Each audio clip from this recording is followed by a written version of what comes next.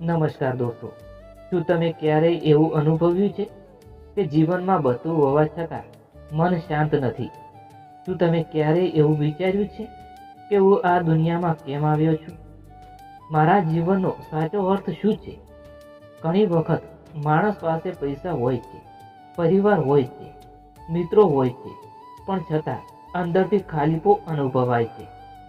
મનમાં અજાણ્યો ડર રહે છે, ચિંતા રહે છે, અને એવું લાગે છે કે જીવનની દિશા ક્યાં ખોવાઈ ગઈ છે.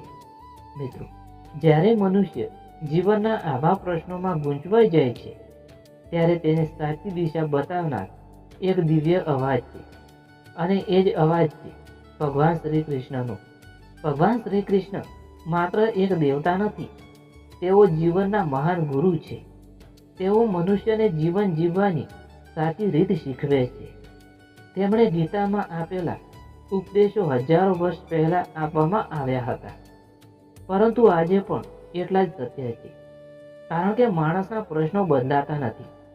આજે પણ માણસ દુઃખી છે, આજે પણ માણસ ડરે છે, આજે પણ માણસને જીવનની દિશા શોધવાની જરૂર છે. કુરુક્ષેત્રની યુદ્ધ ભૂમિમાં જ્યારે અર્જુન પોતાના સગા સંબંધીઓ સામે ઊભો હતો, ત્યારે તેનું મન ડરથી ભરાઈ ગયું હતું. તેના હાથમાંથી ધનુષ્ય છૂટી ગયું. તેને લાગ્યું કે હું આ યુદ્ધ નહીં લડી શકું. મારા પોતાના લોકો સામે હું શસ્ત્ર કેવી રીતે ઉઠાવું? તે સમયે અર્જુન સંપૂર્ણ રીતે નિરાશ થઈ ગયો હતો. પણ એ જ સમયે ભગવાન શ્રી કૃષ્ણએ તેને જીવનનો સૌથી મોટો સત્ય સમજાવ્યો. શ્રી કૃષ્ણએ કહ્યું કે અર્જુન, જીવનમાંથી ભાગવું ક્યારેય ઉકેલ નથી. મુશ્કેલીઓથી ડરવું યોગ્ય નથી.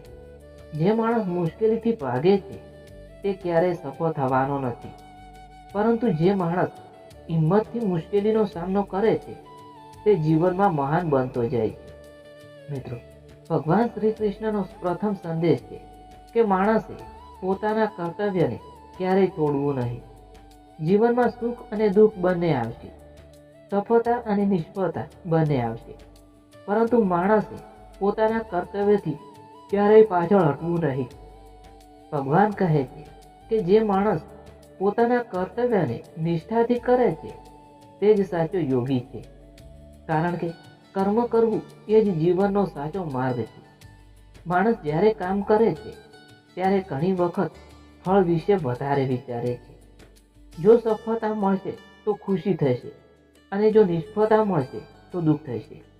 પરંતુ શ્રી કૃષ્ણ કહે છે કે જો તમે ફક્ત કર્મ પર ધ્યાન આપશો અને ફળની ચિંતા છોડશો તો મન હંમેશા શાંત રહેશે. આ દુનિયામાં સૌથી મોટો શત્રુ બહાર નથી, પરંતુ આપણા અંદર છે, અને એ શત્રુ છે આપણું અશાંત મન.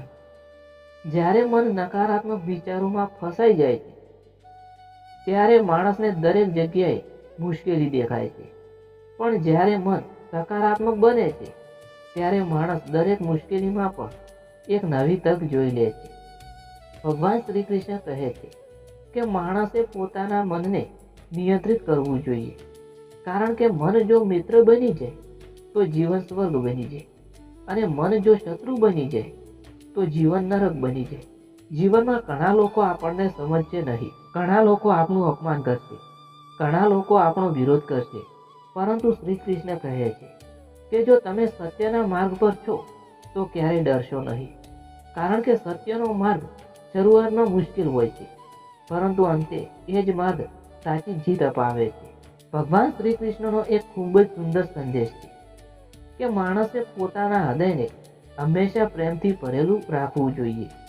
ક્રોધ, દ્વેષ, ઈર્ષ્યા અને અહંકાર, આ ચાર વસ્તુઓ માણસને અંદરથી ખાલી બનાવી દે છે. જે માણસ ક્રોધમાં જીવે છે તે ક્યારેય શાંતિ મેળવી શકતો નથી. જે માણસ ઈર્ષ્યામાં જીવે છે તે ક્યારેય ખુશ રહી શકતો નથી. પરંતુ જ્યાં પ્રેમ હોય છે ત્યાં ભગવાન પોતે વસે છે. ભગવાન શ્રી કૃષ્ણ કહે છે કે જો તમે ભગવાનને શોધવા માંગો છો તો મંદિરમાં જવાની જરૂર નથી. ભગવાન તમારા પોતાના હૃદયમાં વસે છે. જ્યારે તમે પ્રેમ, દયા અને કરુણાથી જીવન જીવો છો ત્યારે ભગવાન તમારી અંદર જ પ્રગટ થાય છે. મિત્રો, જીવનમાં ઘણી વખત એવી પરિસ્થિતિ આવે છે જ્યારે માણસ સંપૂર્ણ રીતે તૂટી જાય છે. તેને લાગે છે કે હવે કંઈ બાકી નથી. પણ એ જ સમય મનુષ્ય માટે સૌથી મહત્વનો સમય હોય છે, કારણ કે એ જ સમયે માણસ ભગવાનને યાદ કરે છે. ભગવાન કહે છે કે જે માણસ સાચા હૃદયથી મને યાદ કરે છે, હું તેને ક્યારેય છોડતો નથી. હું હંમેશા તેની સાથે રહું છું. ભલે દુનિયા આખી માણસનો સાથ છોડી દે, પરંતુ ભગવાન ક્યારેય પોતાના ભક્તનો સાથ છોડતા નથી. મિત્રો, માણસને જીવનમાં સૌથી મોટી ભેટ શું મળી છે? એ છે મનુષ્ય જન્મ. આ જન્મ ખૂબ જ દુર્લભ છે.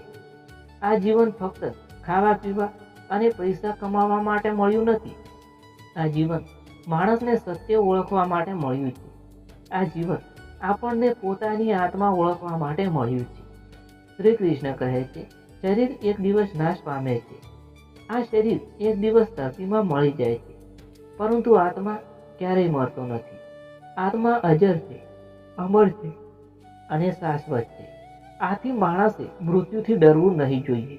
માણસે ડરવું જોઈએ તો ફક્ત એક વાતથી, કે ક્યાંક આપણે જીવનનો સાચો ઉપયોગ કર્યા વગર તો નથી જીવી રહ્યા ને. મિત્રો, જીવનમાં સાચી ખુશી પૈસાથી નથી મળતી. સાચી ખુશી અંદરથી મળે છે. જો મનમાં શાંતિ હોય તો ગરીબીમાં પણ આનંદ આવે, પરંતુ જો મનમાં અશાંતિ હોય તો મહેલમાં રહીને પણ માણસ દુઃખી રહે છે. ભગવાન શ્રી કૃષ્ણ કહે છે કે સાચી શાંતિ મેળવવા માટે માણસે 3 વાતો યાદ રાખવી જોઈએ. પ્રથમ, સત્યના માર્ગ પર ચાલવું, પોતાના કર્તવ્યને નિષ્ઠાપૂર્ણ કરવું, અને ત્રીજું છે ભગવાન ઉપર વિશ્વાસ રાખવો. જ્યારે માણસ આ 3 વાતો જીવનમાં અપનાવે છે, ત્યારે જીવનમાં અદ્ભુત પરિવર્તન આવે છે. ધીમે ધીમે મન શાંત થવા લાગે છે, ચિંતા ઓછી થવા લાગે છે, અને માણસને જીવનનો સાચો અર્થ સમજાવવા લાગે છે. મિત્રો, ભગવાન શ્રી કૃષ્ણ હંમેશા કહે છે કે જીવનને પ્રેમથી જીવવું જોઈએ. દરેક માણસમાં ભગવાનનો અંશ છે. આથી કોઈને નફરત કરવી યોગ્ય નથી. જ્યારે આપણે બીજાને દુઃખ આપીએ છીએ, ત્યારે ખરેખર આપણે પોતાના હૃદયને દુઃખ આપીએ છીએ. મિત્રો, હંમેશા યાદ રાખજો, જીવનમાં મુશ્કેલીઓ આવશે, લોકો તમને સમજશે નહીં, ક્યારેક પરિસ્થિતિ તમારા વિરુદ્ધ થઈ જશે, પરંતુ જો તમારા હૃદયમાં ભગવાન શ્રી કૃષ્ણ પર વિશ્વાસ છે, તો તમે ક્યારેય એકલા નથી. ભગવાન હંમેશા તમારી સાથે છે. કદાચ તમે તેમને જોઈ શકતા નથી, પરંતુ તેઓ તમને હંમેશા જોઈ રહ્યા છે. તેઓ તમને દરેક મુશ્કેલીમાંથી બહાર લાવવા માટે યોગ્ય સમયની રાહ જોઈ રહ્યા છે. આથી જીવનમાં ક્યારેય નિરાશ ન થવું. હંમેશા ભગવાનને યાદ કરવું. જ્યારે મનમાં નકારાત્મકતા આવે ત્યારે શ્રી કૃષ્ણનું નામ લેવું. જ્યારે ચિંતા આવે ત્યારે શ્રી કૃષ્ણને યાદ કરવું. જ્યારે દુઃખ આવે ત્યારે શ્રી કૃષ્ણને યાદ કરવું. કારણ કે જ્યાં ભગવાન શ્રી કૃષ્ણનું નામ હોય છે, ત્યાંથી અંધકાર દૂર થઈ જાય છે. જ્યાં શ્રી કૃષ્ણની કૃપા હોય છે, ત્યાં જીવનમાં પ્રકાશ જ પ્રકાશ ફેલાઈ જાય છે. અને અંતમાં મિત્રો, એક વાત હંમેશા યાદ રાખજો, ભગવાન શ્રી કૃષ્ણ દૂર નથી, તેઓ આપણા હૃદયમાં જ વસે છે. જ્યારે આપણે પ્રેમથી તેમને યાદ કરીએ છીએ, ત્યારે તેઓ તરત જ આપણી નજીક આવી જાય છે. આથી જીવનમાં ક્યારેય હિંમત ન હારવી, કારણ કે જે માણસ ભગવાન પર વિશ્વાસ રાખે છે, તેને આખી દુનિયા પણ હરાવી શકતી નથી. ધન્યવાદ મિત્રો. જય શ્રી કૃષ્ણ, જય શ્રી મહાકાળીમાં, જય શ્રી સતીમાં, જય શ્રી ગોગાજી મહારાજ.